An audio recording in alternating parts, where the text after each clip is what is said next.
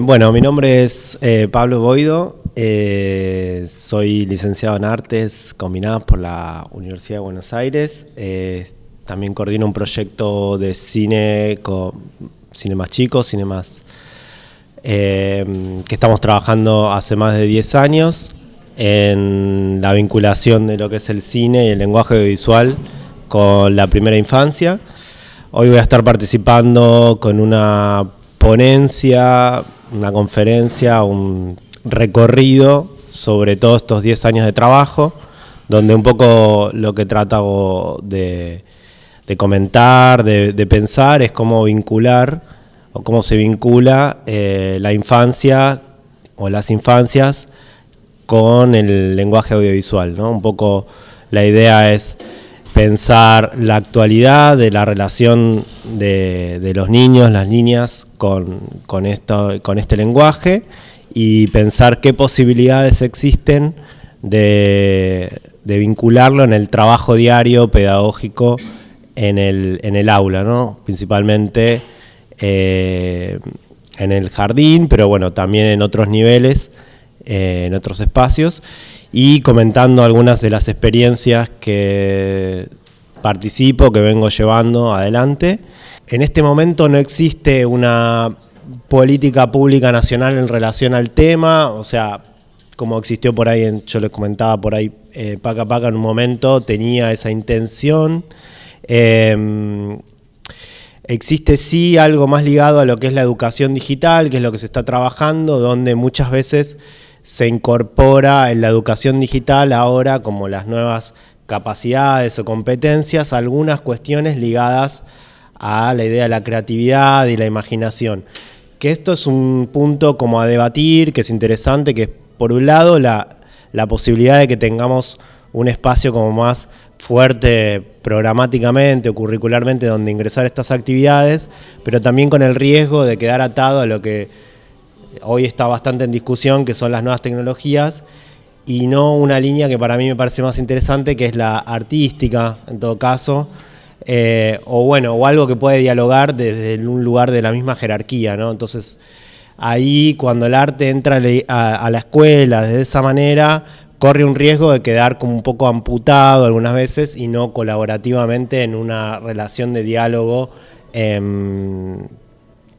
digamos, equitativo. Esto ya estoy hablando un poco de lo que son los diseños curriculares que conozco hoy, el año pasado por ahí de leer el plan de educación tecnológica y digital que hay para todo el país, los lineamientos generales, que bueno, a mí en su momento me pareció interesante cómo incorporaba algunas de estas cuestiones, pero bueno, después entiendo más la realidad de la ciudad de Buenos Aires, que tiene un mayor equipamiento, pero no siempre, o sea, hay una inversión en infraestructura, pero no siempre está acompañado de esta línea que tiene que ver con darle cierta autonomía para poder pensar o desarrollar algunas experiencias artísticas como a mí me parece más interesante. Soy profesora especializada en educación inicial y licenciada en Ciencias de la Educación de la Universidad de Buenos Aires. También soy profesora de esa casa de estudios, investigadora de dicha casa de estudios también, y formadora de docentes en distintos espacios públicos de la ciudad de Buenos Aires. Estoy participando con mucha alegría y mucho orgullo de este evento, de este seminario, en una ponencia que trata de mirar desde qué lugar el lenguaje audiovisual puede contribuir a generar lo que en la actualidad se denomina prácticas de enseñanza poderosas. Es decir, desde qué lugar estos lenguajes audiovisuales nos pueden ayudar a generar prácticas de enseñanza más creativas desde del punto de vista que comentaba recién Pablo. Una de las al menos de las conclusiones o de los hallazgos que van teniendo las experiencias por las que vamos atravesando y algunas de las experiencias que vamos a escuchar en los paneles de hoy, particularmente en el panel que a mí me tocó coordinar, tiene que ver con la participación juvenil en este tipo de propuestas. en propuestas organizadas entre una ONG o asociaciones de la sociedad civil y la propia escuela, propuestas que tienen que ver con posicionarlos desde el rol de productores culturales, de productores de contenido audiovisual, y lo que estamos viendo es que los jóvenes efectivamente toman partido, efectivamente se comprometen con esas tareas y participan, y lo hacen de un modo sostenido, ¿no? Es decir, nosotros vamos a escuchar a algunos jóvenes que, bueno, en todas las ediciones en que el campamento audiovisual se ha desarrollado han participado, y que de hecho van a estar hoy contándonos de su experiencia y dándonos su propia voz respecto de estas cuestiones. Con lo cual sí, entiendo que este tipo de propuestas tienen mucho para aportar a la educación en términos del compromiso con la tarea y la motivación por lo académico, la motivación por lo escolar, cuestiones que a nosotros los adultos y a los educadores nos preocupan bastante, ¿no? Sobre todo con respecto a las generaciones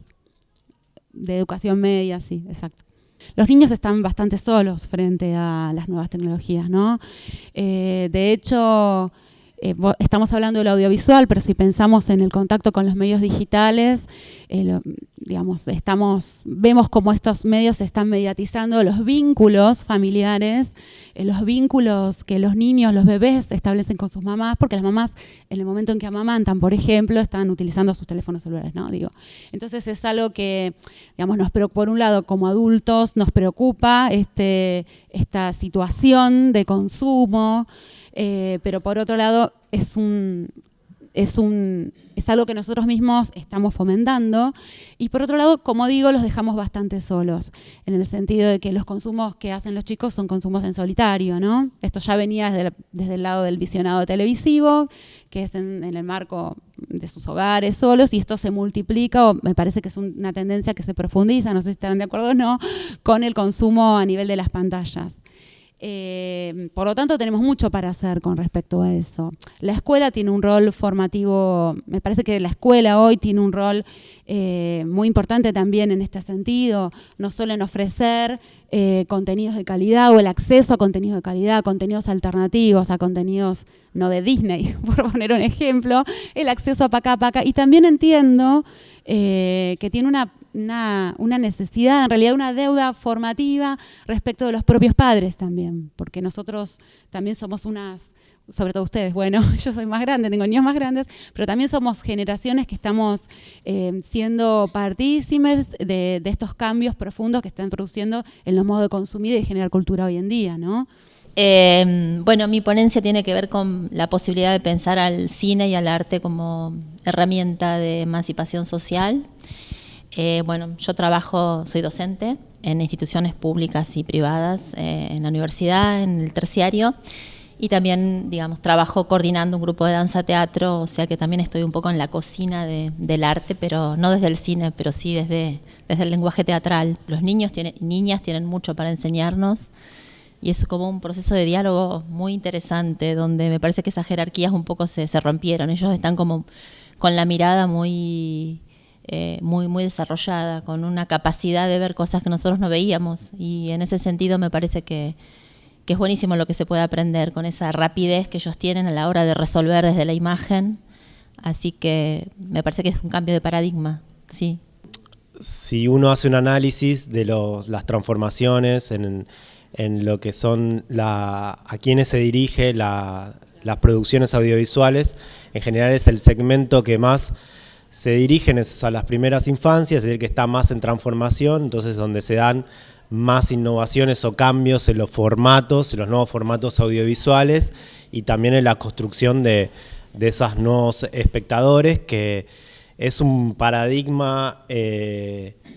novedoso al cual nosotros abordamos un poco de cierto lugar de extranjería o lugar ajeno.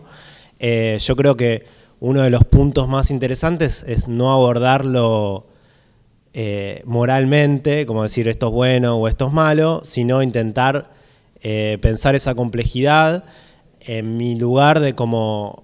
docente o como formador de docentes, o en mi lugar cuando estoy trabajando con los chicos o las chicas. Yo lo que trato de hacer es pensar que ahí hay un espacio de producción de conocimiento, que estas herramientas permiten a los chicos y a las chicas la producción de sus propios consumos culturales,